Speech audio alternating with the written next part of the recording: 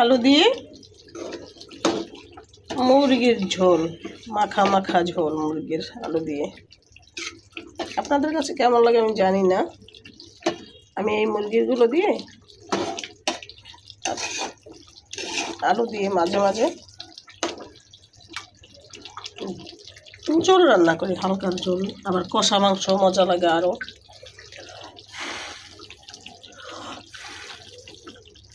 অবস্থা,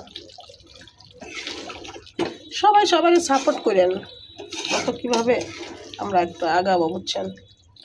আমার এই পেজটা 1 মাসের মধ্যে আমি কোনো ভিডিও ছাড়ি নেই। আমার